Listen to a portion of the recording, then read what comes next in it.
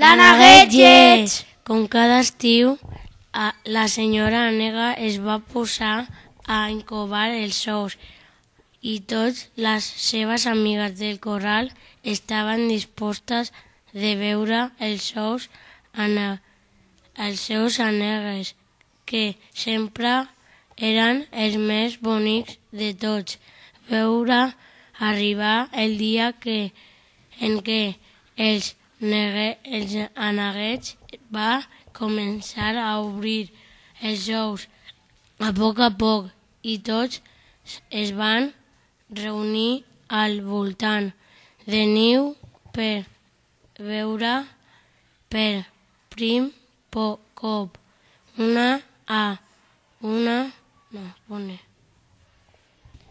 L'Aneguet lleig! Com cada estiu, la senyora Ànega es va posar a encovar els ous i totes les seves amigues del corral estaven desitjoses de veure els seus anegues, que sempre eren els més bonics de tots. Van arribar el dia en què els aneguets es va començar a obrir a poc i totes es va reunir al voltant del niu per a veure per primer cop una veren anar sortint fins a 6 preciosos aneguets, cadascú d'ells acompanyat pels crits d'alari de la senyora Ànega i de les seves amigues. Tan contentes estaven que va trigar una mica a adonar-se que un ou, el més gran de tots, encara no s'havia obert. Tots van començar la seva atenció. L'ou que romonia intenté fins i tot els ànegues acabant de néixer, esperant veure algun seient de mòbil. Al cap de poc temps, l'ou es va començar a trencar i va sortir un ànec somrient, més gran que els seus germans, però sorpresa, moltíssim més lleig i malgrivat que els seus altres 6. La senyora Ànega es moria de vergonya per haver tingut un ànec tan lleig i el va apartar amb l'ala mentre atenia els altres 6. L'Aneguet es va quedar molt trist perquè s'havia adonat de que allà no el volien. Van passar els dies i el seu aspecte no millorava, al contrari, empitjorava, ja que creixia molt ràpid, era molt prim i malgrivat, a més de bastant maldestre. Els seus germans li feien bromes pesades i se'n reien constantment dient-li maldestre.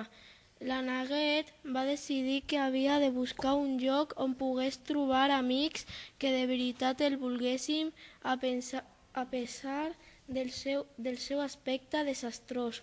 I un matí, molt aviat, abans de que es llevessi ningú del graner, va fugir per un forat de la tanca.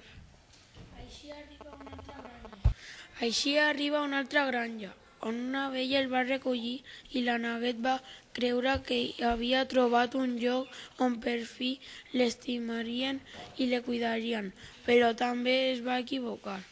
Ja l'abella era malvada, només volia que el pobre Aneguet li serveix de primer plat i sense anar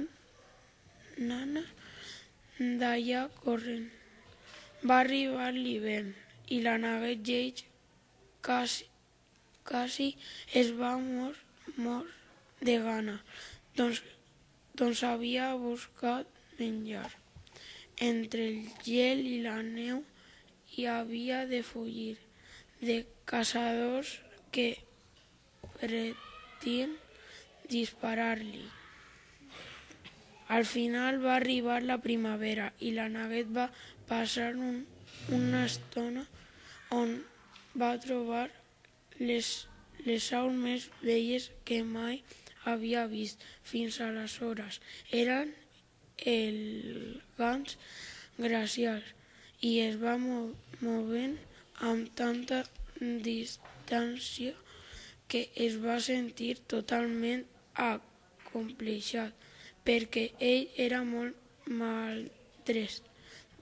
De totes formes, com no tenia res a perdre, s'hi va apropar i ells van preguntar si podria banyar-se també. Els cignes, les aus que la Neguet va veure l'estant li van respondre: doncs és clar que sí, és un dels nostres. I la Neguet va respondre: no us burleu de mi, ja sé que sóc lleig i malvibrat, però us heu de riure de mi per això. Mira't el reflex a l'estany. I van dir ells, i veuràs que no et mentim. La Neguet va introduir incrèdul a l'aigua transparent i el que va veure el va deixar meravellat. Durant el llarg hivern s'havia transformat en un cigne preciós. Aquella Neguet lleig, malvibrat, era ara un cigne més blanc, elegant de tots els que hi havia a l'estany. Així fou com la Neguet lleig es va unir als seus, fou feliç per sempre. Vet aquí un gat. Vet aquí un gos. Aquest conte Ja s'ha fosc!